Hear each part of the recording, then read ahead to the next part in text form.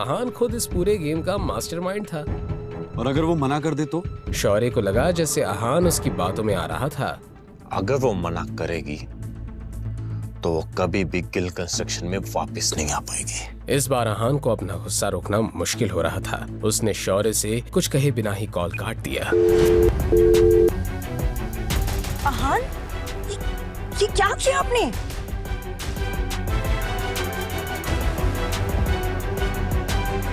क्या शनाया अहान से नाराज हो गई थी? अब अहान उसे कैसे मनाएगा? क्या होगा शौर्य और नीरज गिल का अगला कदम? जैसे ही अहान ने कॉल काट दी, शौर्य ने गुस्से से अपना फोन ही फेंक दिया। बस बहुत हुआ। तुम्हारे दादाजी ने तुमसे कहा था कि शनाया से माफी मांगो, लेकिन पापा मैं कैसे? अब जब मैं खुद उस शनाया से बात करना चाहता हूं तो वो नखरे दिखा रही है। और रही बात उस अहान की, तो वो मुझे गुस्सा दिलाने का एक भी मौका नहीं छोड़ रहा है। और शनाया के घर जाके सीधे उससे माफी मांगो। पापा, उस शनाया से माफी मांगकर मेरी इज्जत की क्या रह जाएगी? तुम्हारी इज्जत जरूरी है या स्प्रिंग कॉर्पोरेशन की डील? ठीक है पापा। शौर्य नीरज गिल के साथ शनाया के घर आने के लिए निकल गया। ये तुमने क्या किया? शनाया ने अहान से सवाल करते हुए कहा। बहुत अच्छा किया। उस शौर्य के साथ ऐसा ही करना चाहिए। शनाया अपनी बात कहते हुए मुस्कुराने लगी। बहुत देर तक दोनों यूं ही हंसते खिलखिलाते हुए बात कर रहे थे। कब शाम हो गई पता ही नहीं चला। मिसेस यामिनी गिल भी हॉस्पिटल से घर आ गई कि डोरबेल बजने लगी।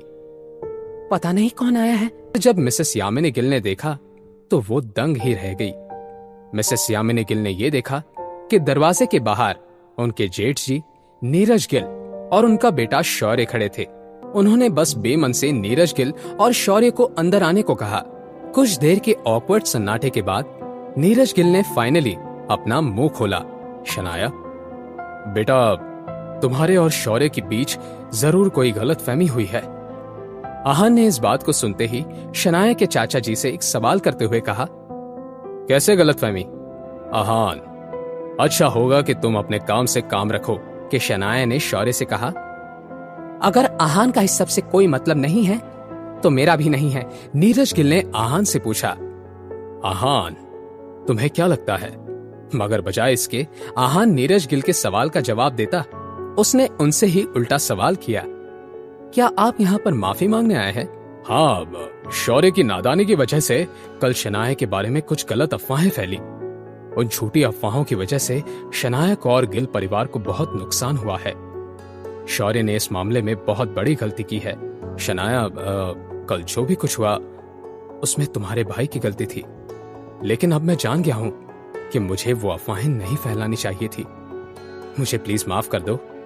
मुझे उम्मीद है कि अपने बड़े दिल से इस मेरी गलती को तुम माफ कर दोगी। शौर्य, क्या वो बस अफवाहें थी? शनाया, तुम क्या कहना चाहती हो? मेरा कोई मतलब नहीं है। शौर्य, अब तुम यहां से निकल जाओ। अगर अभी भी शौर्य ये बात मानने से इनकार कर रहा था तो शनाया को बात बढ़ाकर अपने एनर्जी और टाइम वेस्ट करने में कोई इंटरेस्ट नहीं था। अब इस पॉइंट पर नीरज गिल को अपने बेटे पर थोड़ा थोड़ा शक होने लगा, लेकिन फिर भी उन्होंने अपने गुस्से पर काबू करते हुए शनाया से कहा। शनाया, मैं जानता हूं कि शौर्य ने बहुत बड़ी गलती की है जिसे माफ नहीं किया जा सकता, मगर चाहे जो कुछ भी हो जाए हम एक परिवार हैं।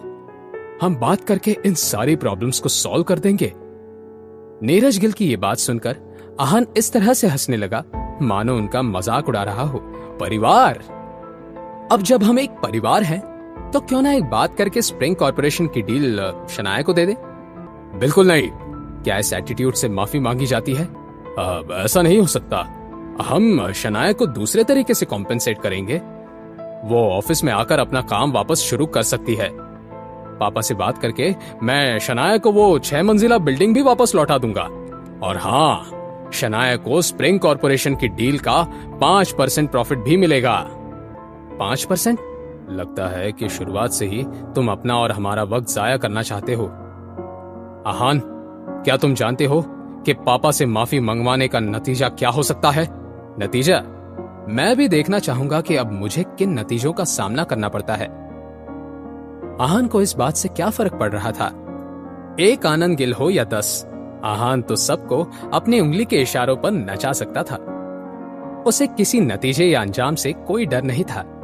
आहान के इस जवाब से नीरज गिल समझ नहीं पा रहे थे कि उन्हें कैसे रिएक्ट करना चाहिए।